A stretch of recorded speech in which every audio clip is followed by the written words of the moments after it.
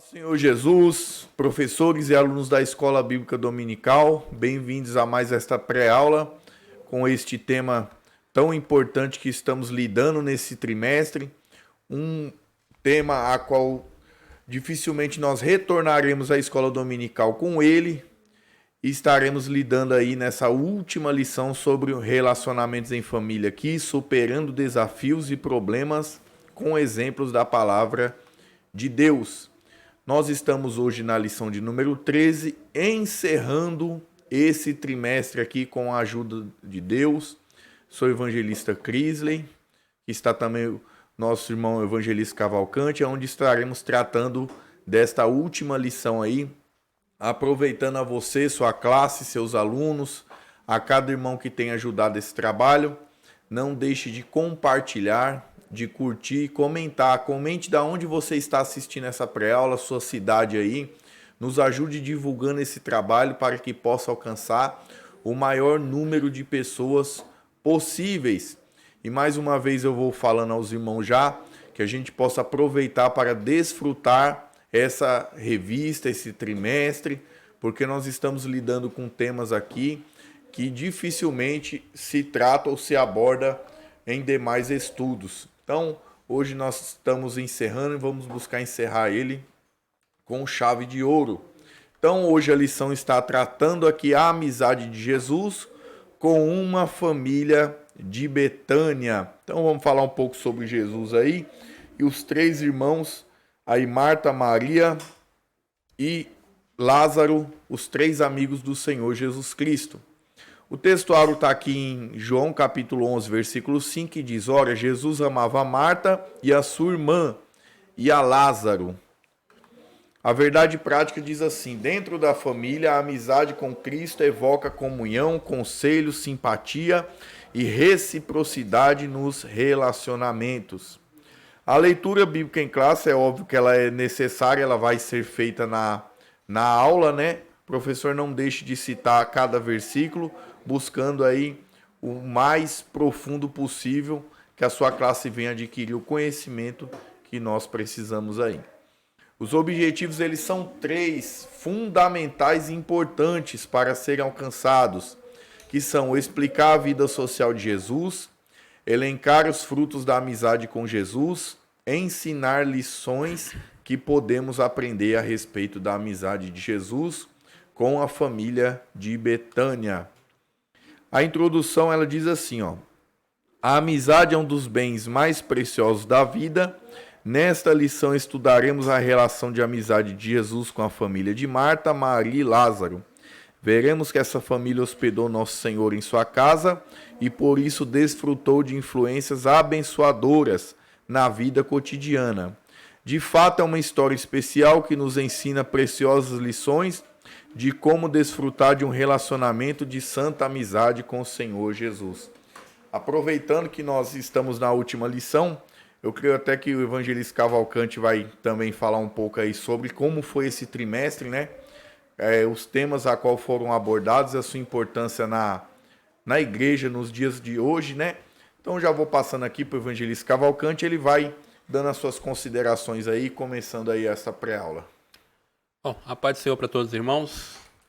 Uma satisfação a gente estar aí finalizando esse trimestre, que foi um trimestre muito bom, porque a revista trata de assuntos que na nossa época são de suma importância, que é temas relacionados à família. Teve lições aí muito boas, lições um pouco difíceis, né?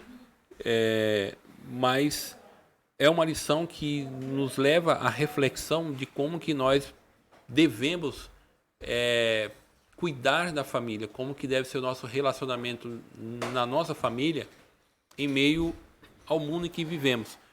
É muito comum hoje, a gente olha muito para o que está acontecendo hoje na esfera da sociedade, e isso é refletido não somente no Brasil, em todo o Ocidente. A gente tem visto como que a família tem sofrido ataques, né? Leis que têm se levantado contra os pais, que inibe a criação dos seus filhos quando não atende a alguma determinada agenda ideológica. Então a gente tem visto como tem se levantado. A gente tem visto muito também querendo empurrar uma cultura que é anticristã, que é antibíblica, mas não adianta a gente ficar reclamando e se lamentando. O que a gente tem que fazer? Fazer que é a proposta da palavra de Deus desde lá em Deuteronômio 4, 6, onde a ênfase no ensino na criança desde pequeno, a importância do esposo, da esposa, saber quais são os seus papéis dentro da família, quando essa família ela tem como referência a Cristo e a sua palavra. Então essa lição, essa revista nesse trimestre, ela tem sido muito abrangente em muitos segmentos em relação à família. Então, para mim, foi muito bom ter trabalhado essa temática e a gente certamente tem aprendido muito. Uma coisa interessante é que, fugindo um pouquinho a gente vai comentar mais agora a última lição. Uma coisa que é interessante que tanto professores, certamente os professores, que eles têm a sua coleção de revistas de escola bíblica, né? Até um tempo atrás eu tinha, aí agora adotei o sistema digital, mas sempre tive aquela quantidade enorme de revistas. E o que a gente tem visto? A gente sabe que muitos irmãos têm as suas revistas, ficam com essas revistas em casa. E o que é bom agora? Os irmãos pegar essa revista e rever essas revistas e fazer estudos agora com tudo aquilo que você aprendeu, separar dias e para fixar o conteúdo. Porque às vezes a gente tem que tomar um cuidado, a gente não só vir na escola bíblica, a gente escuta aquilo ali, aquilo faz um sentido naquela hora, mas a gente não tem uma vida devocional em cima de uma temática que a gente está estudando. A gente, nesses 3 meses, a gente estudou muitas coisas relacionadas à família. Então, qual lição que ela me impactou? Qual das lições que foi importante para eu olhar um tipo de comportamento como mãe, ou como pai, ou como esposa, como esposo, como filho? E eu tenho parado, tenho ali estudado, tenho meditado em todas aquelas referências, daquela passagem bíblica, e tenho aplicado na minha vida, porque a gente sabe que a palavra de Deus, ser cristão, servir a Jesus, não é só no sentido de ouvir. A gente sabe que a fé vem por ouvir, mas o que faz diferença na nossa vida como cristão é como nós ouvimos e praticamos. É isso que vai fazer a diferença, é onde eu vou ver os resultados, vou colher o fruto. Então, que essa lição, essa revista, ela seja muito proveitosa também para que os irmãos possam se aprofundar na temática e nas lições propostas. Principalmente, por exemplo, irmãos que pregam, né, irmãos que ensinam, que querem elaborar, são convidados para falar. Hoje a gente tem muito isso, encontro de casais, que vai falar para uma determinada faixa etária. Então, a revista era um material muito bom para que os irmãos possam ter por onde iniciar o seu estudo. Então, essa é a primeira impressão que eu quero deixar aqui. O que a gente tem falado costumeiramente aqui nas lições é que o conteúdo programático da CPAD, geralmente ele é rotativo. Então, alguns temas que eles vão rodando, eles vão retornando, eles voltam, né? E quando a gente vai observar essa temática desse trimestre em particular, nós vamos ver que é um assunto que não é costumeiro da CPAD estar abordando. Por isso a gente tem comentado com os irmãos para aproveitar. Às vezes a gente tem uma classe aí que os irmãos tiram uma lição ou outra para faltar, porque algumas aulas parecem até mesmo ser sinóticas, semelhante, parecida, mas esta revista especificamente falando dela, nós vamos ver que cada domingo ou cada aula, né, dependendo do dia que você tem a sua escola bíblica na sua congregação, ela é um pouco diferente da outra ou muito diferente. E basicamente a gente vai perceber que o costume das nossas igrejas é trabalhar com estudo muito voltado na área de casais, muito voltado para a área dos jovens. Mas um estudo agregando a questão familiar, raras exceções vai se encontrar essa preocupação. E nessa daí eu creio que aqui a CPAD está de parabéns pela escolha, né, do tema, porque é um tema que não é abordado. Essa revista, especificamente falando dela, eu acho que é uma revista que os irmãos têm que guardar num lugar especial aí da sua estante aí, que vai ser de muito bom proveito para aconselhamento, para estudo, para situações que muitas das vezes as pessoas não têm oportunidade de sentar para aprender, e nesse trimestre nós tivemos. Então, que os irmãos possam continuar desfrutando aí e possam continuar também usando essa revista aqui como um auxiliador nas questões familiares, pois tem muito a agregar. Então aqui, acho que as considerações que a gente podia falar até então foram essas. Vamos entrar aqui na temática da lição e a gente já leu a introdução aqui falando um pouco sobre os amigos de Jesus. Vamos aqui ao primeiro tópico aqui, a vida social de Jesus. O primeiro aqui fala sobre Jesus foi um ser social. Evangelista Cavalcante. Né, irmão? Você tem que ver que Jesus tinha uma vida social, né? Então, Jesus, ele visitava a casa de pessoas. Jesus, ele, como a revista trata, Jesus, ele tinha uma relação com seus pais. Jesus tinha relação com seus irmãos. Até antes de Jesus ali nascer, já a família de Jesus já tinha uma relação, por exemplo, com a família de João Batista. Foram visitar Isabel, e o relato em Lucas, né, diz o que aconteceu ali quando Isabel tem um encontro com Maria. Então, Jesus era um homem que se relacionava com as pessoas que estavam em volta dele. Então, e a revista tem até um texto bíblico de João 15,15, já não vos chamarei de servo, mas eu tenho vos chamados de amigos. Isso mostra o nível de envolvimento que Jesus tinha com as pessoas e com os seus discípulos. Então não era, eu vou mandar você fazer, você vai lá e faz. Jesus não era um ser extraordinário no sentido de que o que ele queria, ele ia lá, fazia um milagre. Né? Jesus estava criança, ele queria comer um peixe, ele piscava o dedo e o peixe vinha. Não, tem até uma passagem na Bíblia que quando ele vai pagar um imposto, vai ele e o Pedro pescar lá. Então Jesus, ele se relacionava com as pessoas. Então a vida social de Jesus, desde a sua profissão, seu convívio, seu relacionamento social, ele tinha isso na família dele.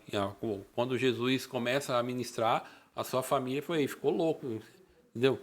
Porque eles viram ali, né, quando Jesus inicia o seu ministério, ele falou, o que aconteceu agora? Era uma coisa aqui, agora mudou? Não, é porque agora Jesus vai iniciar o seu ministério messiânico. Então isso mostra o relacionamento que Jesus tinha, pessoal, familiar e profissional. Então, em outras palavras, Jesus tinha uma vida social, né? Ele não era um eremita, né? Ele não era o João Batista que morava no deserto. E tem pessoas que têm dificuldade de entender isso daí. A gente tem que entender que a Bíblia ela está aí para nos ensinar, e quando nos ensina, muitas das vezes é pelo meio do exemplo. Jesus, apesar de ser Deus e vir cumprir a sua missão, que era nos salvar, era um homem simples que ele teve tempo de ir em festa de casamento, era aquele que ia na casa dos denominados pecadores, segundo os religiosos, era aquele que ia na casa dos seus amigos visitá-los. Então Jesus, ele era uma pessoa que tinha uma questão social, muitas das vezes, que era ímpar. Por quê? Porque era diferente dos demais, e quando a gente fala os demais, era na questão dos religiosos em si. Que essa que era a grande verdade aqui. Enquanto, aí, eu não sei se você que está do outro lado pode até se identificar com isso, ou pode identificar alguém que seja assim, mas aquela pessoa religiosa que ela diz que não pode se misturar na questão de ter relacionamento social com alguém que difere de ideias, difere da fé, e nós vamos ver Jesus totalmente contrário. Ele era o que visitava os samaritanos quando ninguém queria, ele era aquele que foi em casamento, ele era aquele que se sentava na mesa com publicanos e pecadores. Esse era Jesus, simples. Uma pessoa social. O que nós aprendemos com esse primeiro tópico aqui? O crente tem que ser social, irmão. Para a gente poder resplandecer a luz, Nós não podemos, como o próprio Senhor vai dizer, você não pode pegar e esconder o candelabro ali, o candeeiro debaixo da cama. Então é nos ambientes sociais que o crente verdadeiramente, o cristão, ele vai poder resplandecer a sua luz. Muitas das vezes dá até eu entender que parece que tem um medo, né, de pegar uma lepra e se isola num lugar aí. E coisa que Jesus ele vai nos ensinar totalmente o contrário. Então, o primeiro tópico aqui nós vamos ver Jesus aqui na questão social, tendo relacionamentos. O segundo aqui, que nós vamos ver o segundo tópico, vai falar aqui de uma casa hospedeira. Então nós vamos ver aqui uma casa de pessoas hospitaleiras, que vai falar da questão dessa família aqui, dos 3 irmãos em Betânia. Nós vamos ver até mais à frente o apóstolo Paulo falando na questão do modelo de obreiro, e dos requisitos do obreiro é o quê? Hospitalidade, saber receber, saber tratar, saber cuidar. Aqui nós vamos ver os 3 amigos de Jesus que vai se destacar a sua hospitalidade para com Jesus. Aí se nós formos no sentido espiritual, a nossa vida ela tem que ser uma vida hospitaleira para que a presença de Deus habite. Mas ao mesmo tempo, quando nós falamos da nossa vida horizontal no tratamento com as pessoas, o obreiro, o cristão, ele também tem que ser hospitaleiro nessa questão aqui. Então aqui nós vamos ver o exemplo de Jesus na questão social dele, e no segundo texto aqui nós estamos vendo a questão da hospitalidade daqueles irmãos em receber.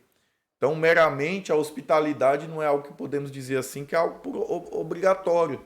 Porque quando o texto, por exemplo, remete a Paulo dizendo que o obreiro ele deve ser hospitaleiro, não é na questão de uma obrigação, é uma questão de característica. Então, uma característica particular do obreiro é o que? Ser hospitaleiro. Por quê? Porque ele vai receber, ele vai passar muitas pessoas pela mão dele. E dentro disso não pode haver acepção. Então, a questão da hospitalidade, ela entra também a questão aqui podemos dizer assim, até mesmo das escolhas de quem nós queremos conviver. Aí volta no outro tópico, que é o quê? Não consegue ser social. Não tem como alguém ser insociável e ser hospitaleiro. Uma coisa remete à outra aqui. Então, o mesmo exemplo que nós vemos de Jesus, agora nós estamos vendo aqui na questão da hospitalidade de Lázaro, Maria e Marta. Ok, Cavalcante?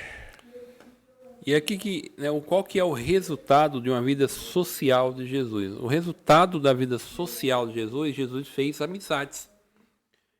Jesus fez amizades, ele conheceu pessoas e a família, essa família em Betânia, é o fruto do relacionamento que Jesus ele praticava com as pessoas, que ele exercia com as pessoas. Então, inicia-se uma amizade aqui em Betânia, com Marta, Maria, o Lázaro, e a gente vai ver no texto quando Jesus ele uma das irmãs vai em encontro dele dizendo que Lázaro tinha morrido. Jesus chora pela perda, vamos dizer assim, momentânea ali de Lázaro. Mostra que o nível de relacionamento que Jesus tinha, porque certamente ele ficava hospedado quando ele passava ali em Betânia, ele ficava junto com essa família, e essa família se tornou muito próxima dele. E é o fruto do relacionamento. Então, se relacionar com as pessoas é importante, por quê? Porque o relacionamento gera amizades, gera laços de aproximação, de confiança.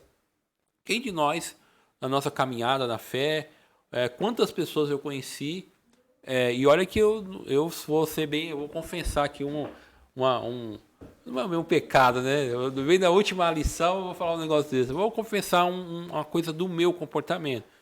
Eu sou muito introvertido, eu não sou extrovertido. Então, eu não sou aquela pessoa que chega, conversa com todo mundo. Então, mas mesmo assim, eu na minha caminhada da fé, falando especificamente assim dentro do contexto de cristão, eu sempre me relacionei com pessoas, tenho amigos desde o início da minha fé até hoje, são meus melhores amigos. se tornaram melhores amigos. Tenho amigos que não são crentes ainda, continuam sendo meus amigos, e isso faz com que eu consiga, né, falar do amor de Jesus, testemunhar de Jesus. Então, a vida de relacionamento, ela te culmina em estreitamento de amizades, pessoas que você conhece na caminhada aí da vida e principalmente na caminhada da igreja. E aí a gente tem visto agora aqui a vida social de Jesus, ela faz com que Jesus se aproxime de pessoas e pessoas se aproximem de Jesus. E essa família que é uma família tão conhecida por nós, né? Quem não já pregou em João capítulo 12 ali, né? Quando essa família está reunida, então esse é um fruto de uma vida social de Jesus. Aí no terceiro tema aqui, o terceiro texto é: Jesus foi recebido por essa família. Enquanto o evangelista Cavalcante falava, eu lembrei de dois textos aqui, em Marcos capítulo 3, versículo 21.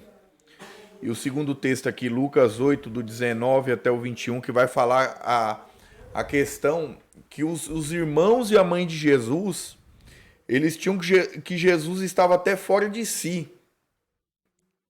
Em determinado momento queriam até prender ele, a mãe, os irmãos. E ao mesmo tempo nós vamos ver aqui que Jesus ele vai criar um relacionamento tão bom com esses irmãos aqui, que eles creem, são amigos, e de tal maneira que até o recebem em sua casa. E contrapartida nós vamos ver aqui a mãe e os irmãos tendo dificuldade para crer. Então, eu lembrei agora de uma coisa, o pastor Rigonato, pastor presidente do nosso ministério, ele fala assim: você quer que uma pessoa goste das mesmas coisas que você gosta, a pessoa tem que gostar de você. Então, quando a pessoa ela gosta de você, ela vai gostar das coisas que você gosta. Então, o crente ele não pode se isolar. Ele não pode, muitas das vezes, eu tenho amigos que não são cristãos, não posso frequentar a casa deles. Esse isolamento, você está criando uma barreira, muitas das vezes, que pode impedir essas pessoas de ter um conhecimento de Deus. Porque se verdadeiramente há amizade nessa questão aí, se realmente essas pessoas gostarem de você, elas vão gostar do que você tem a dizer, ao que você expressa, ao que você compartilha, ao que você pensa. E Jesus, no caso aqui, ele não vai se privar de se relacionar com ninguém. As maiores dificuldades que o judeu tinha naquele tempo era, podemos dizer assim, era com dois tipos de pessoa, que eram os samaritanos, que Jesus ele vai se relacionar com eles, vai ali até mesmo a questão da parábola do bom samaritano. Aí qual que era a segunda questão? Nós vamos ver que quando iam se dirigir, por exemplo, para falar de um publicano, não era... Você vê que eles, pejorativamente, eles classificavam o publicano como um pecador. Por quê? Porque o publicano era um servo de Roma, que cobrava os altos impostos a mando do Império Romano. Então ele era tido conceitualmente como um traidor, ou seja, ele era pior do que até mesmo do que o romano que os subjugava. E esse tipo de pessoa, Jesus convivia com elas. Então aqui um homem que tinha facilidade de andar com os extremos da sociedade judaica, era alguém também que conseguia andar em harmonia com uma simples família. Então Jesus era uma pessoa de relacionamentos. Esse é o exemplo que eu tiro aqui desse tópico aqui no caso. E essa família que Jesus que foi recebida por Jesus, foi recebido por essa família, por que ela é importante, né?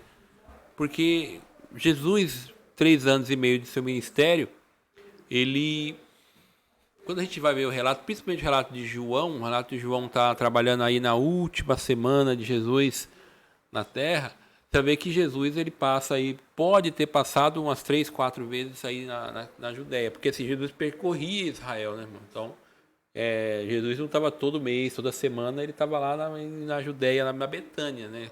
Então ele ia, o quartel-general de Jesus, se a gente for colocar assim, é lá na Galileia, que fica um pouquinho mais, se a gente olhar no mapa, ela vai ficar um pouquinho mais acima, né? Fica ali perto do mar da Galileia, onde que a gente sabe que a gente fala o mar, mas na verdade é um grande lago de água doce. E a Judéia, que é onde fica Belém, Jerusalém, olhando no mapa, ele fica mais embaixo. Então, quando Jesus ali estava passando por essa região, ele ia lá e ficava hospedado com essa família. Então, era uma família que acolhia Jesus e era muito importante no ministério de Jesus. Tá? E esse foi um laço que, com o decorrer dos anos, foi se estreitando. Por quê? Né? A gente não pode deixar de dizer, Jesus fazia coisas extraordinárias. Jesus curava, Jesus ressuscitava, Jesus expulsava os demônios. E assim, quem não queria ser amigo de um homem desse jeito? É um homem que a gente via que o poder de Deus manifestava na vida dele. Então, Jesus se aproxima dessa família e essa família se aproxima de Jesus e essa família é fundamental no ministério de Jesus quando ele ia para a Judéia, quando ele ficava hospedado ali em Betânia, né? Certamente Jesus sempre passava lá para dar uma descansadinha, né? Então, era uma família que recebia bem Jesus aí. A gente também aprende o quê? Que a gente tem que receber bem Jesus, né? Porque um dos problemas, fazendo uma aplicação aqui bem rápida, certamente um dos problemas das nossas famílias é que a gente às vezes não recebe bem Jesus, né? A gente não lida bem com Jesus, a gente não trata Jesus de uma forma amorosa, carinhosa e com toda a importância, que é uma coisa que a gente destaca aqui, que essa família certamente foi diferente por isso. A síntese desse tópico aqui é: a família em Betânia recebeu Jesus em sua casa. Vamos aqui ao segundo texto aqui, o segundo tema, que é frutos da amizade com Jesus. O primeiro texto aqui, ele trata da presença real do Filho de Deus. Quando nós vamos olhar aqui nessa questão, não havia, no caso aqui, confusão. A gente pode dizer assim, de quê? De ao mesmo tempo que eles entendiam que eram amigos de Jesus, não havia neles a irreverência. Por quê? Porque ao mesmo tempo que eles eram amigos, nós vamos compreender aqui que as dúvidas, podemos dizer assim, teológicas deles, eles tiravam com Jesus, eles conversavam com Jesus aqui. Os ensinamentos, o aprendizado aqui, eles buscaram em Jesus. Então, a gente não pode muitas das vezes confundir, a gente está servindo a Deus, buscar a aproximação, a amizade, a intimidade, um relacionamento mais profundo com o Senhor. E, por exemplo, a gente chegar ao ponto de ser irreverente, de chamar o Senhor de você. Ou muitas das vezes na irreverência de falar com o Senhor, eu quero que o Senhor faça isso para mim agora. Então, entender que ao mesmo tempo que nós somos amigos, que nós podemos nos aproximar, que nós podemos ter uma intimidade com o Senhor, ao mesmo tempo nós não podemos ser irreverentes de não entender que nós estamos falando com alguém todo-poderoso. E aqui no caso esses irmãos, eles conseguiram, eu creio assim, de aprendizado aqui o quê? Conseguir separar essas duas coisas. Entender com quem eles estavam falando e entender o papel do relacionamento de amizade com eles. Que muitas das vezes nós dentro da igreja não podemos ser extremistas. Ou sermos irreverente ou ser uma reverência absurdamente violenta. Então tem que ter um equilíbrio nisso aí. Eu creio que nesse caso aqui os irmãos conseguiram ensinar bem isso aí pra gente. E aqui, né, qual é o fruto da amizade, né? O fruto dessa relação que eles têm com Jesus? Eu tenho tentado, né, falar isso nas minhas aulas ou quando eu ensino. Uma das coisas mais extraordinárias da palavra de Deus é a própria palavra de Deus, mas tem algumas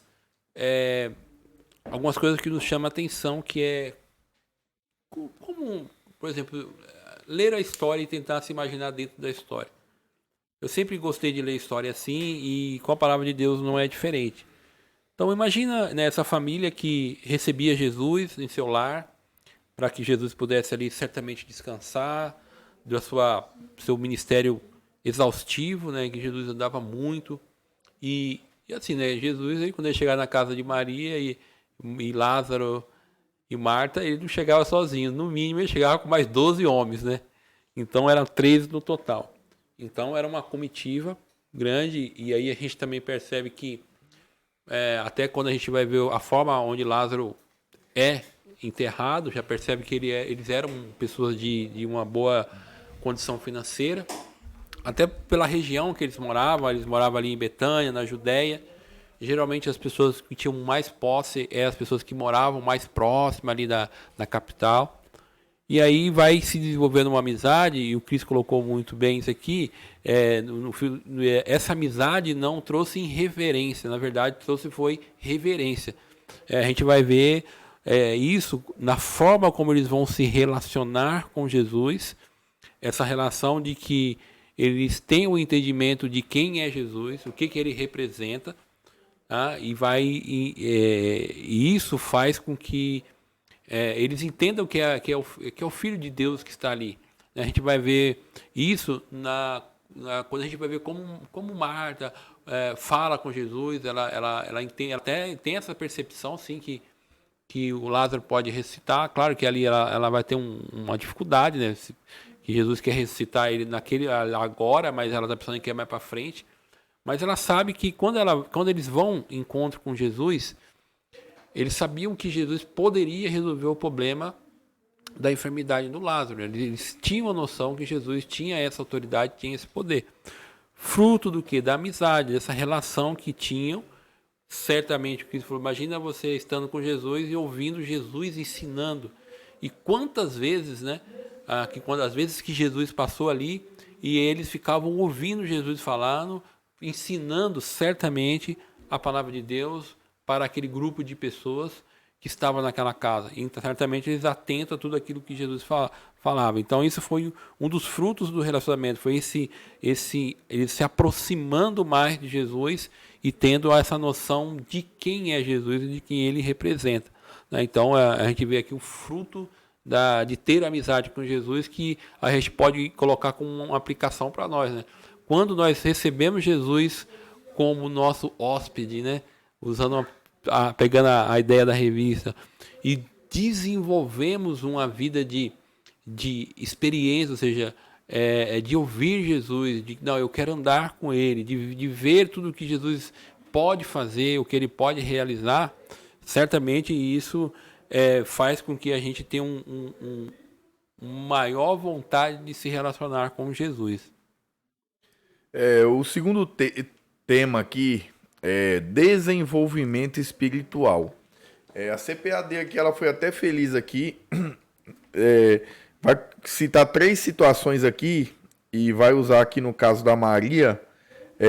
Primeiro, na sua própria casa, quando Jesus visitou a família, sentou aos pés de Jesus para ouvi-lo. Ou seja, aqui vai dar eles vão colocar uma temática. A primeira coisa que ela fez, ela ouviu, ela aprendeu. Se a gente aplicar na nossa vida é isso. Primeira coisa, a fé ela vai ser adquirida através do entendimento, de ouvir, de compreender a palavra de Deus.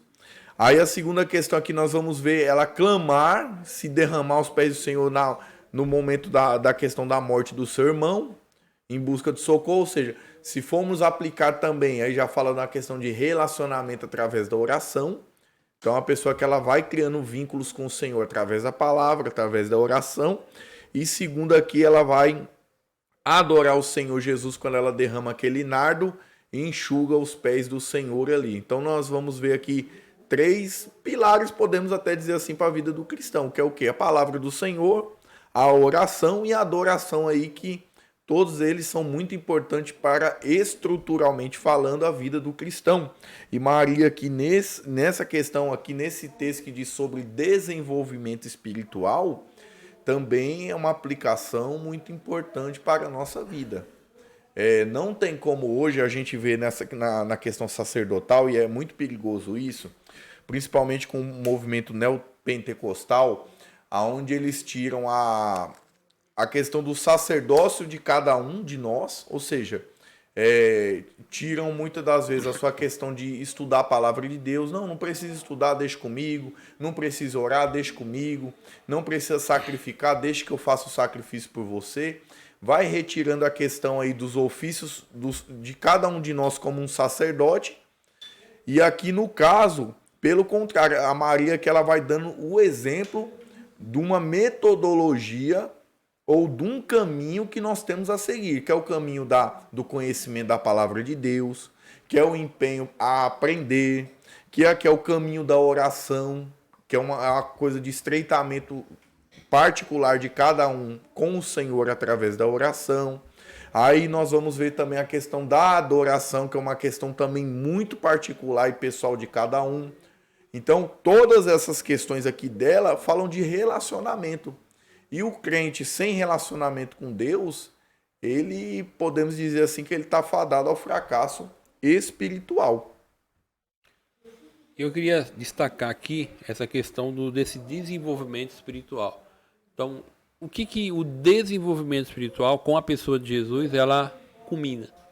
Dentro do que a revista ela dá essa proposta, o que é a adoração, é adorar ao Senhor Jesus. Aí, claro, o Cristo colocou aqui as etapas que devem ser seguidas, mas é interessante isso. Qual é o desenvolvimento de um relacionamento com Jesus? É adorá-lo. É adorar aquilo pelo o que ele é. E aí, quando nós lemos o relato, né, principalmente de João capítulo 12, esse é mais emblemático, porque ali é o que ela reconhece Jesus ali, adora Jesus, mas ao mesmo tempo ela está fazendo algo que é escatológico, vamos dizer assim, porque ela está ungindo Jesus, porque não vai dar tempo de fazer essa preparação, porque ele vai ser morto na cruz, e ela ali com esse ato extraordinário, ela tem no caso um vaso, né, de alabastro ali, que é um perfume, que aí na verdade não é nem o perfume, né, é a essência do perfume, que é muito caro. Então ela reconhece ali a pessoa de Jesus e como que ela vai agradecer, vamos dizer assim, por esse relacionamento. Como é que ela expressa isso? Ela expressa pela adoração. E aqui é uma adoração que vale a pena, né? É uma adoração que ela realmente impregnou Jesus ali quando ela faz aquele ato, porque todo mundo que após quando ela quebra o vaso e perfuma Jesus, todas as pessoas que encontraram com Jesus, que tocaram em Jesus, sentiram o perfume daquilo que foi feito por Maria ali, com um ato que ela não ficou ali. E o próprio Jesus disse, o que ela fez não vai ficar só aqui, mas todos vão dizer o que ela fez. Então, se relacionar com Jesus é também a gente ter uma vida de adoração a Ele. Isso faz parte do desenvolvimento espiritual, como o Cristo colocou aqui, o conhecimento da palavra, a oração, essa vida cotidiana. Qual é o ápice disso tudo? O ápice de um desenvolvimento espiritual com Jesus é a adoração. O terceiro texto aqui, ele vai falar do serviço concreto e vai aqui destacar a pessoa de Marta.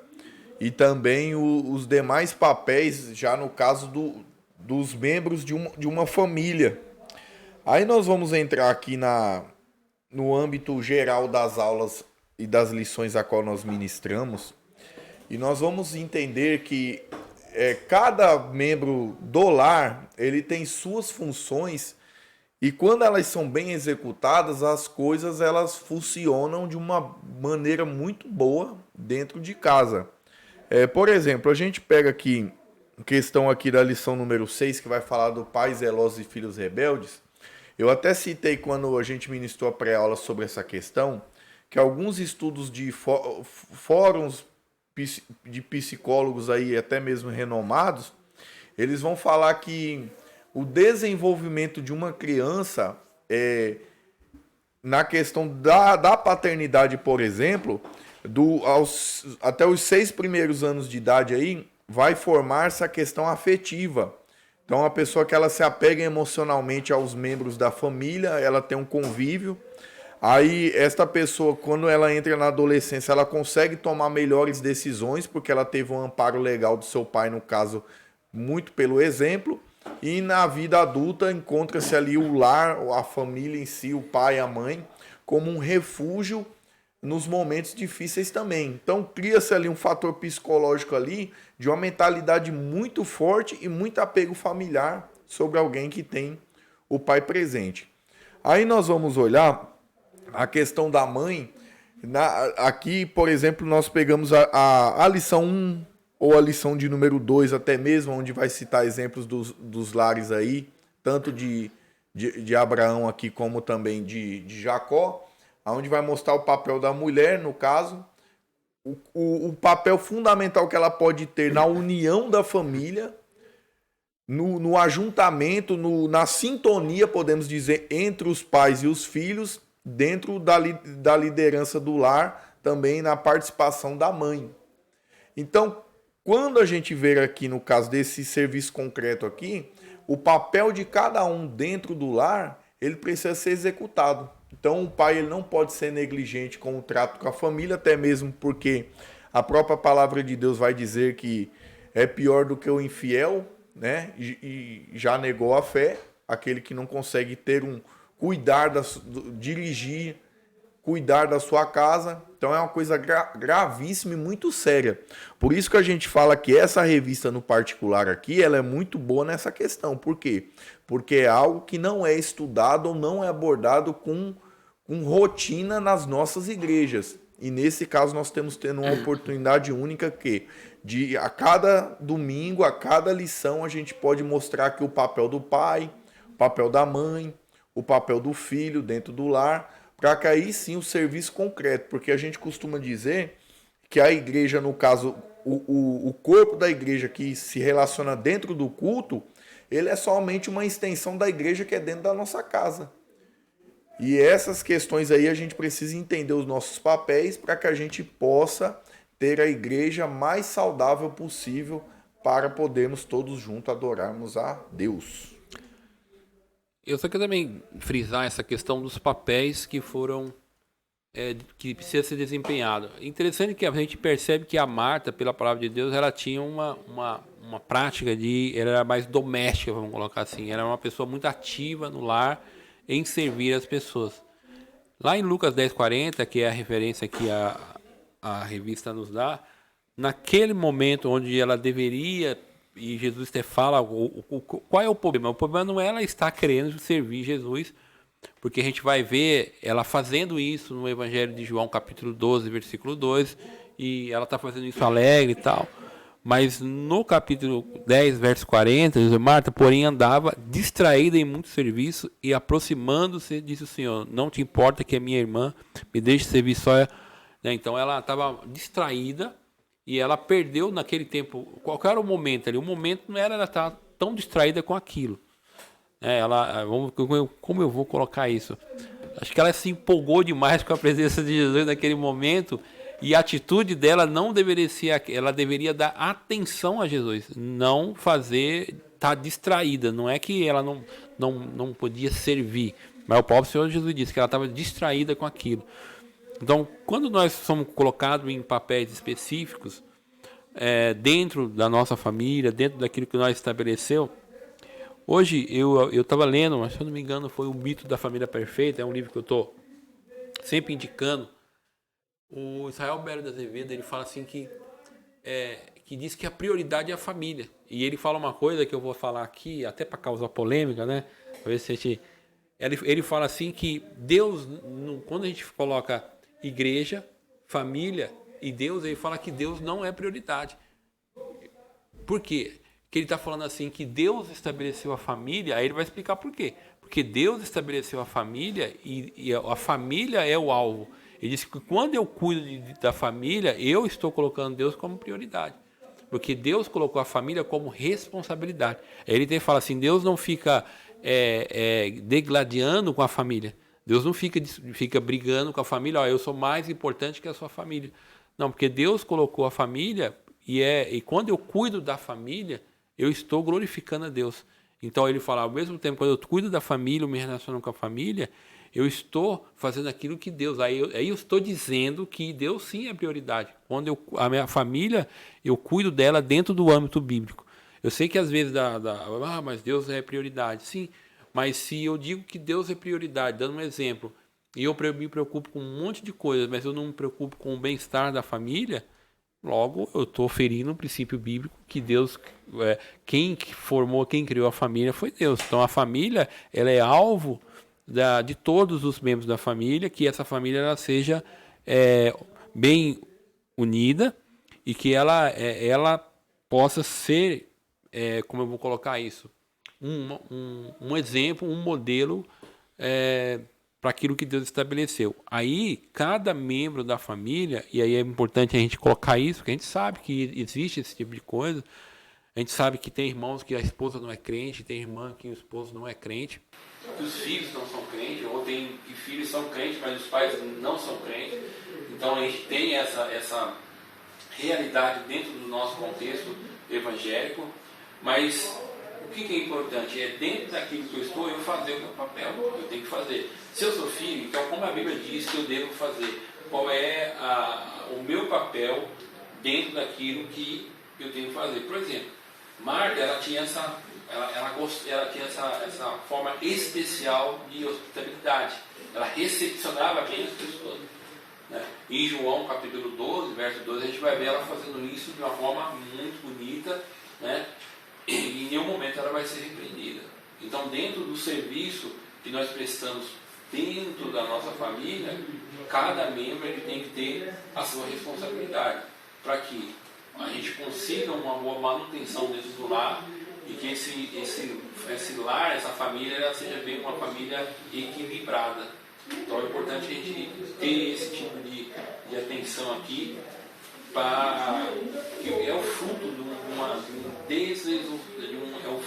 de uma amizade com Jesus.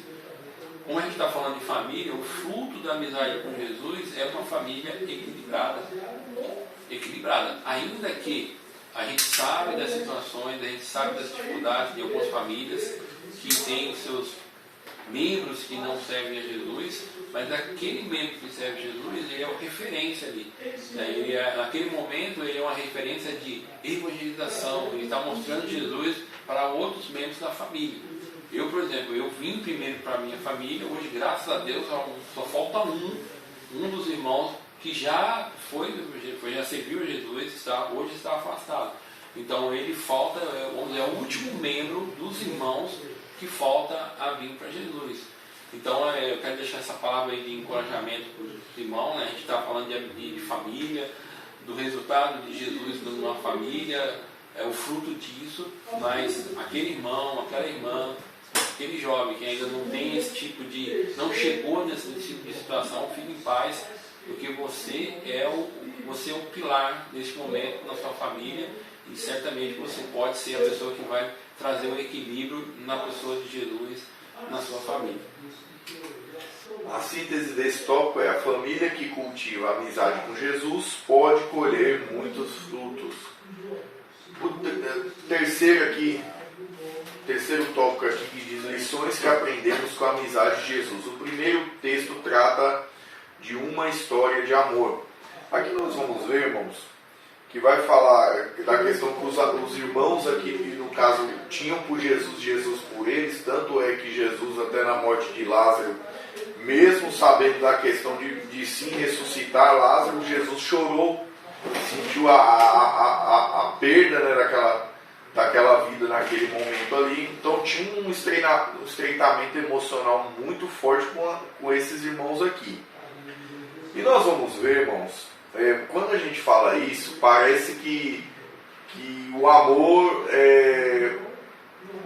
podemos dizer assim, romantizar, é tudo bonito, tudo certo. E nisso eu lembrei aqui de 1 Coríntios capítulo 13, a partir do versículo de número 4, que diz assim, ó: o amor é sofredor, é benigno, o amor não é invejoso, o amor não se vangloria, não se ensoberbece, não se importa inconveniente, não busca seus próprios interesses, não se irrita, não suspeita mal.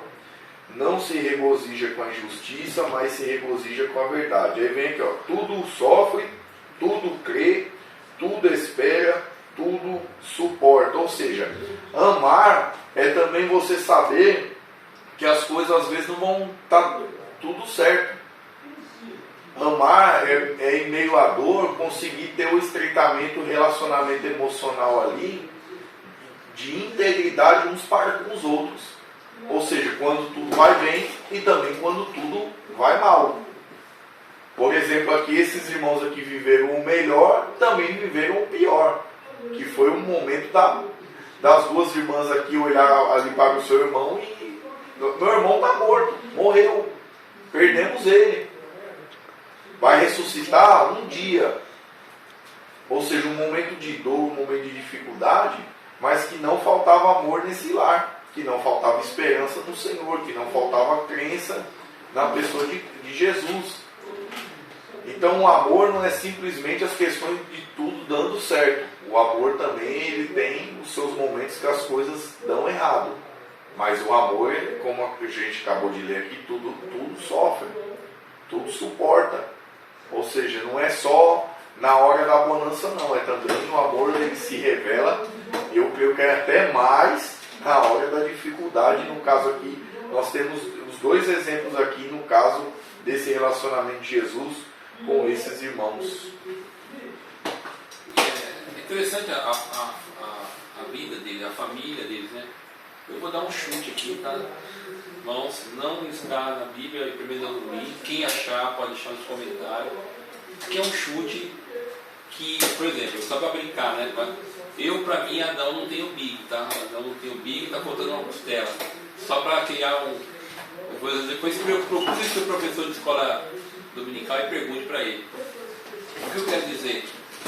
Como se coloca a marca, né? Eu estou aqui fazendo uma inferência no texto, deixar bem claro que eu não tenho uma referência no texto bíblico, mas como cita muito Marta, para mim, acredito que Marta deva ser, ou deveria ter sido a irmã mais velha. Parece, como ela está na casa dela, ela sempre toma a frente, pode ser que ela seja a irmã mais velha. E aí, a Maria pode ser, eu acho que parece que Lázaro é um tipo que teria um irmão caçula. E aí tem toda a relação de cuidado, né? Por ela ser, ainda que ela fosse, por que eu estou construindo esse pensamento?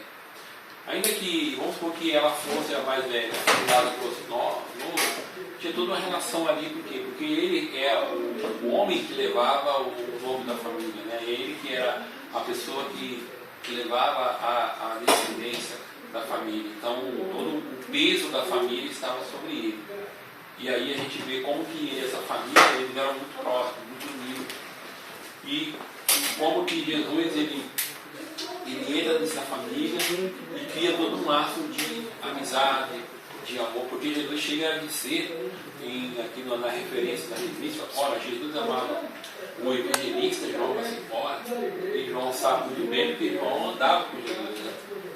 Ora, Jesus amava a Marta e a sua irmã e a Lázaro. Então é um relato assim, muito forte, isso mostra todo um cuidado que tinha com todo um cuidado de relacionamento que tinha entre eles. Essa relação que Jesus estabeleceu com eles ali, e que não era uma coisa só de palavra, era uma coisa realmente afetiva, era muito próxima um dos outros. Então, isso mostra o que para nós? A gente pode tirar algumas lições nessa lição, principalmente agora nesse último tópico. Quando a gente tem um relacionamento com Jesus, quando Jesus se relaciona conosco, e quando Jesus ele se aproxima, nós nos aproximamos de Jesus, eu vou até corrigir, quando nós nos aproximamos de Jesus, porque Jesus sempre está próximo, isso produz frutos, e esses frutos, relacionamento espiritual. E isso cria um laço de amor, de amizade. O que é importante? Só para a gente, na temática da lição, Jesus ele quer fazer amizade com a família. Ele quer se manifestar na família. Então, isso é interessante. Quando a gente cria todo esse vínculo com Jesus, como que isso é evidenciado numa família que serve a Deus, e ambos se amam, e aí Jesus ele se faz presente no meio dessa família. O segundo texto aqui trata do compreender o outro. vai falar na questão, por exemplo, dos irmãos aqui. Carol Cante já trouxe até o que ele conseguiu enxergar do perfil de cada um, que cuida dos afazeres da casa, um que tem mais a liderança, um que é mais emocional. Cada pessoa com a sua característica. O que nós dentro do lar nós temos que ser? Nós temos que ter as condições de administrar relacionamentos. Você pega, por exemplo, o jovem aí, eles vão se casar, cada um vai vir da sua criação, das suas experiências particulares e pessoais, com uma formação psicológica diferente da outra. E o bonito é que essas duas pessoas vão partir daquele momento conviver.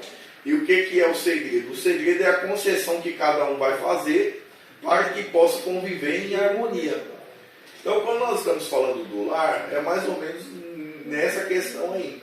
Cada um vai fazer a concessão, vai saber equilibrar, vai puxar daqui, esticar dali, para que todos possam conviver em harmonia. Quando se tem dentro do lar uma metodologia cristã, ou seja, o temor, ou seja, cada um entender o seu papel, o filho entender o papel dele bíblico dentro do lar, a esposa entender o papel dela bíblico dentro da família do lar, o marido entender o papel dele dentro do lar. Aí nós podemos dizer até mesmo independente de ser cristão ou não, porque esses papéis aí dentro do lar, biblicamente falando, se forem respeitados, tem muito a dar certo o convívio dentro do lar. Então pode ser um lar harmonioso aí. E nessa questão aqui dos irmãos, eles conseguiram fazer isso aí, conseguiram conviver os três, de tal modo que era um lar, podemos dizer assim, um lar receptivo a Jesus estar lá com alegria. Essa que é a questão, e podemos pegar e aplicar na nossa vida. O nosso lar é receptivo para que Jesus esteja nele com alegria, como era nesse lar aqui, é uma coisa a gente se cobrar de nós mesmos, é esse tipo de questão aqui. Interessante que, citando novamente o Israel Azevedo, no livro dele, O Mito da Família Perfeita, ele diz assim: mente quem diz que dá para viver em família, mente quem diz que dá para viver sem família, ou seja, não tem como viver sem família. Então a família, os membros da família, eles são o que eles são. Então, dentro de um lar não tem como disfarçar. Não tem como a gente se fingir. Então na nossa família nós somos o que somos. E dentro de uma família, quem tem mais de um filho, e você vai falar, o filho é parecido com o pai, com a mãe, pode ter alguns traços, mas quando você pega outros filhos, você vai ver que tem filho que é mais comportado, tem filho que é mais bagunceiro, tem filho que é mais introvertido, tem outro que é mais extrovertido, tem outros que são mais ativos, tem aqueles que são mais sossegados. Então, dentro de um lar, da família, cada membro da família tem a sua característica. Agora, dentro dessa característica, como que nós, como famílias, podemos servir a Deus? Como que devemos servir a Deus? Uma pessoa que é muito ativa, né? Como que ele vai fazer isso? Eu pegando o caso da Marta, a Marta era aquela que servia, que ia lá, e que quando o irmão dela morre, ela chega de Jesus, olha, meu irmão morreu, e aí ela chega toda, como é que a gente vai, como que lida com isso? Então é uma característica, então a gente tem que entender que cada pessoa dentro da família, ela tem o seu modo de agir. E como que a gente compreende isso? Como que a gente trata isso? Você vê que dentro ele trata todo mundo ali, ele conversa com Marta, ele conversa com Maria, né? E depois ali ele ressuscita Lázaro e faz ali um grande festa ali com a família, e cada um dentro da sua, você vai ver, porque eu vejo ali João 12, né, você vê que o Lázaro acabou de ressuscitar, a dele ali e tal. Tem pessoal que nem foi ver Jesus, foi ver o Lázaro lá, né? Até eu também ia ver o Lázaro também, nesse dia aí. Aí você vê Marta servindo, você vê a Maria lá, no cantinho dela, e ela faz aquele ato de quebrar perfume. Então, dentro da cada personalidade, eles estão ali, Jesus está na casa, Jesus está ali e está sendo adorado. Então, É importante a gente entender o perfil de cada membro e compreender isso e como que isso se relaciona para a gente viver uma vida espiritual sadia dentro de Deus, com Deus, e eliminando os maus, né, muitas vezes do nosso comportamento, tirar algo que é pecaminoso, algo que pode destruturar, pode trazer desequilíbrio para a família. Então é interessante essa interação que deve haver entre os membros da família, e sabendo que Jesus ele conhece cada membro, ele sabe de cada reação, cada comportamento e a forma como ele tratou com isso. Isso é um ponto importante que a gente tem que aprender quando nós estamos nos relacionando com Jesus.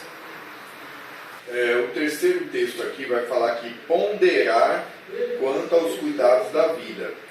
Esse texto aqui ele vai citar muito mais a questão de Marta com os afazeres da casa, com o trabalho do lar, ou com o seu trabalho especificamente falando, dando ênfase até demais ao trabalho, até que ela recebe a repreensão nessa questão aí. E aqui vai ficar de exemplo, a gente tem que entender que a gente é cidadão da terra, a gente também é cidadão do céu. Só que o desequilíbrio, as pessoas têm que entender que o trabalho em si ele é gratificante, ele é necessário, ele é preciso ser realizado da melhor forma possível. Só que o trabalho em si, a gente vai ver alguns estudos que tratam hoje, que tem muitas pessoas, tem até alguns países que estão diminuindo a carga horária aí, agora estão trabalhando até 4 dias na semana para diminuir isso aí, porque o nível de problemas psíquicos tem se agravado, porque as pessoas muitas das vezes elas não conseguem fazer a divisão do trabalho, a casa, vida e assim por diante. Então, quando o cristão ele não consegue, por exemplo, dividir o seu momento do trabalho, ou seja, ele leva o trabalho além do seu período, ou seja, leva para casa, leva para sua cabeça, ele não consegue muitas das vezes ter uma vida espiritual com Deus, porque ele está trazendo elementos da sua ocupação financeira para dentro do seu lar. Isso muitas das vezes problema do lar que traz do trabalho traz para dentro do lar, reflete-se de uma maneira negativa dentro de casa, traz-se para dentro da igreja, isso também vai refletir de uma maneira muito ruim, pois muitas das vezes o próprio Senhor vai falar que a boca fala, o coração está cheio, então a pessoa ela vive muito em prol do trabalho, ela começa a trazer isso para dentro de casa e o pior para dentro da igreja. Começa a temática das suas pregações, das suas exposições, muito naquilo que acontece no cotidiano do trabalho e não consegue se desvirtuar desse âmbito para alimentar a sua vida espiritual com a palavra de Deus, com o relacionamento com o Senhor, com o trato com a família. E a gente tem que entender isso. Um crente que consegue ter êxito espiritualmente falando, a gente pode dizer assim, é uma questão de uma balança espiritual. Então ele sabe remir o seu tempo, ele sabe o tempo do trabalho, ele sabe o tempo ali do lar, ele sabe o tempo dedicado ao Senhor, ele consegue em todas as esferas ter um equilíbrio. E principalmente nesse século que nós estamos, as pessoas elas têm um pouco de dificuldade nessas questões aí, até por meios de, quem sabe, falta de aprendizado. Então eu creio que até mesmo a escola dominical nessa questão ela pode ajudar muito aí nessa temática.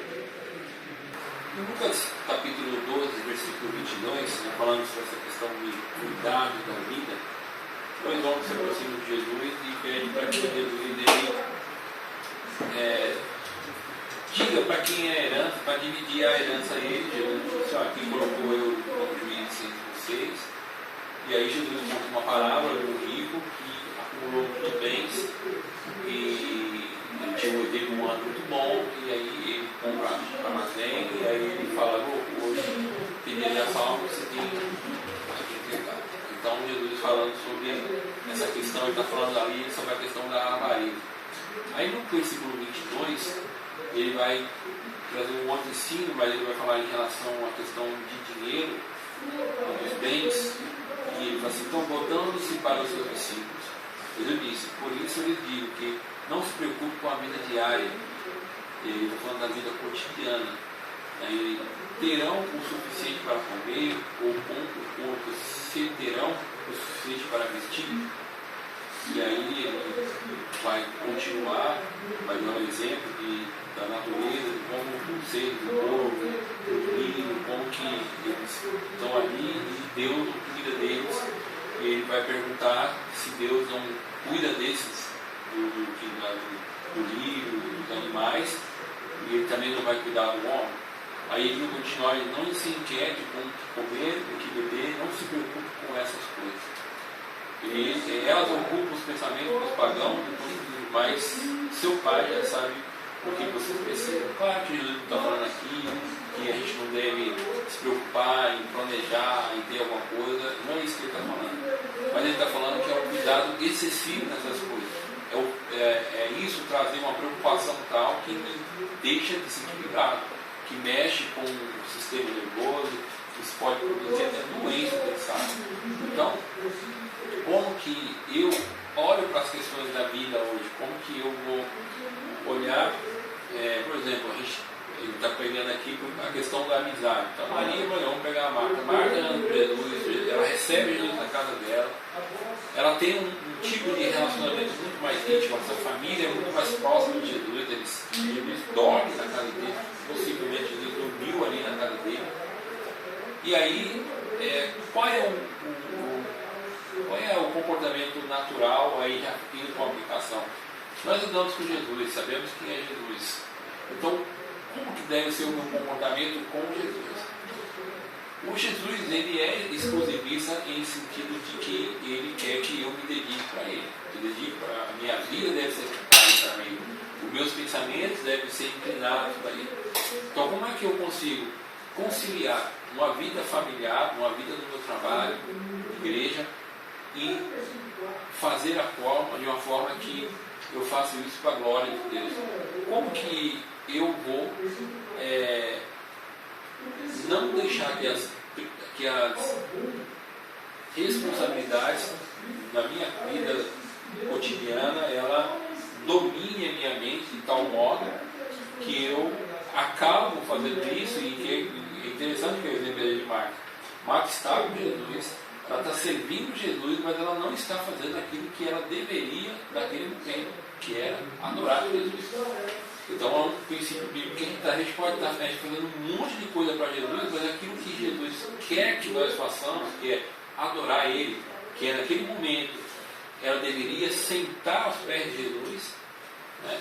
Ela não está fazendo, ela está preocupada com outra coisa que naquele momento não era para ela estar preocupada. A preocupação excessiva levou ela a um ato que ela se afastou de Jesus e já foi repreendida por Jesus.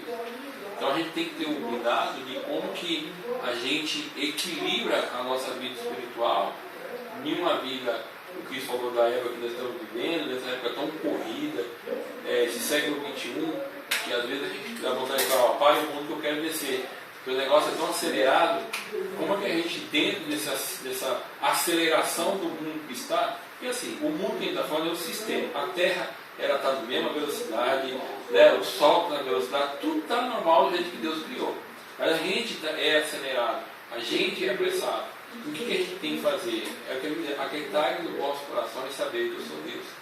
Então, se a família, né, a gente está falando aqui, se a família não está bem, então vamos aquietar, vamos sentar um pouquinho ali perto de Jesus.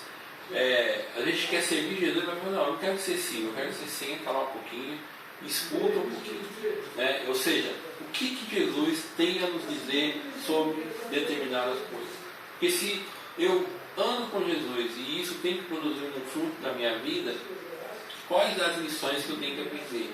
Eu tenho que aprender que quando eu estou com Jesus, o meu tempo deve ser para Ele, deve ser com qualidade. E essa qualidade, ela vai refletir aonde? Na minha família. Então não adianta dizer que eu ando com Jesus, eu faço as coisas para Jesus, mas a minha família é desequilibrada.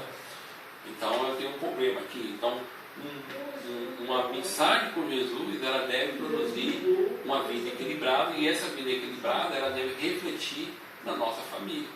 Ela tem que ter esse reflexo na nossa família. E se a família for cristã, todos os membros da família eles são cristãos, isso a gente tem que colocar em prática, a gente tem que prestar atenção para que a gente não venha se preocupar com as coisas dessas vidas e deixar de nos preocupar com aquilo que realmente importa, que é andar com Jesus, né? É convidar Jesus para o nosso lar e produzir frutos nesse caminhar. É isso que a gente tem que tomar cuidado, a gente tem que colocar em prática. Então, irmão, é uma lição muito boa, ela fechou muito bom o trimestre, né? Essa questão de nós, assim como Marta, Lázaro e Maria, nós temos que convidar Jesus para nossa casa, e ao convidar Jesus, naquele momento, a atenção da família tem que ser exclusivamente para Jesus. Exatamente. A síntese desse tópico diz: a amizade de Jesus com a família de Betânia é uma história de amor e cuidado. A nossa conclusão ela diz assim, a nossa amizade com Jesus implica ter comunhão com Ele e em todo o tempo de nossas vidas. Ele é um amigo sem igual que nos conforta quando precisamos, consola quando choramos. A família que cultiva a amizade com Jesus vive na dimensão do amor, procura compreender os outros membros da família e pondera os cuidados dessa vida. A família cristã com Jesus tem o privilégio de desfrutar de sua presença real no cotidiano. Portanto, não podemos viver sem a amizade do Senhor Jesus.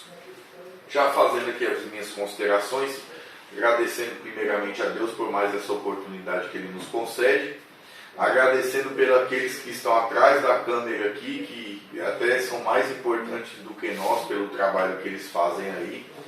Graças a Deus que a Sopro Divino, o Ministério em si, tem muitas pessoas qualificadas para poder fazer essa pré-aula.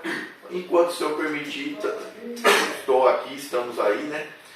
E uma lição que eu deixo para os irmãos, mais uma vez repetindo: pega essa revista, deixe num lugar especial da sua estante.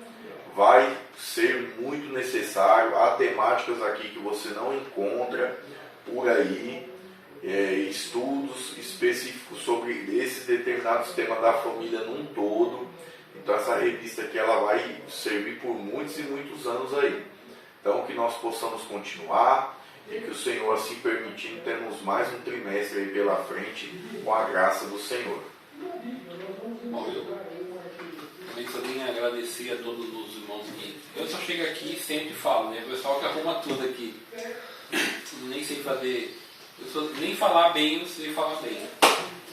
Então a lição é muito proveitosa, a gente já falou, o Cris até reforçou agora a importância de a gente e não só jogar a revista lá, né, mas rever a revista, colocar os princípios em prática da palavra de Deus. São lições que têm como finalidade edificar a nossa vida. Nós vamos iniciar no próximo trimestre, que vai falar sobre a Igreja de Cristo e o Império do Mal, como viver neste mundo dominado pelo espírito de Babilônia.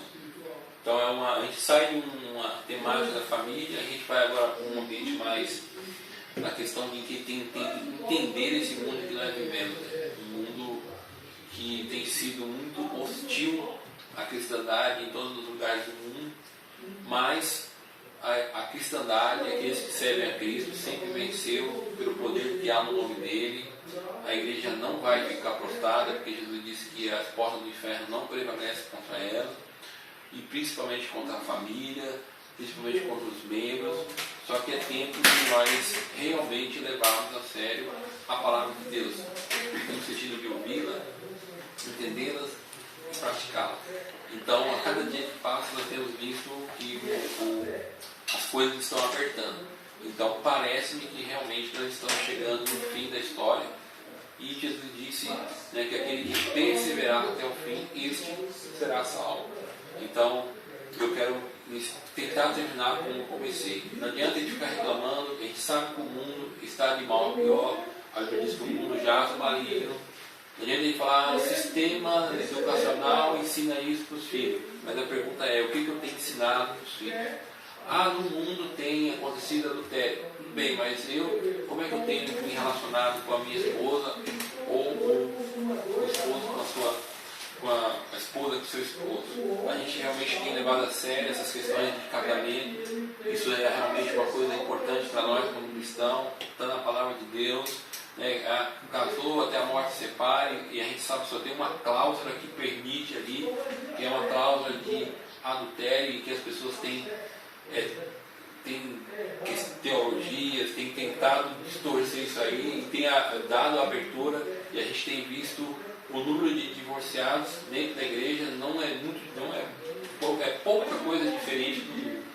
Então a gente sabe disso, a gente sabe que essas coisas estão acontecendo.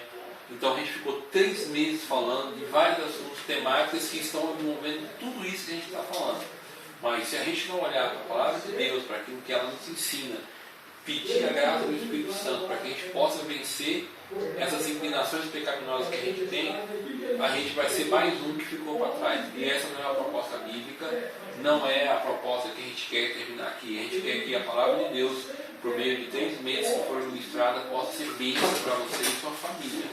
E que através de missões que foram ministradas pelo Felipe aqui nas aulas, por mim, pelos outros irmãos, e principalmente nas salas de aula, né? Porque muitas vezes está o pastor, está o irmão que está dando ali, e eles conhecem a realidade dos seus membros, entendeu? E que isso possa trabalhar, e que os irmãos possam, ao ministrar, se ministrem no poder do Espírito Santo. Que o Espírito Santo possa impulsionar os professores, e que não seja só uma transferência de conhecimento, mas que seja a palavra de Deus na vida daqueles que estão ouvindo. E eu quero assim agradecer a todos em nome de Jesus.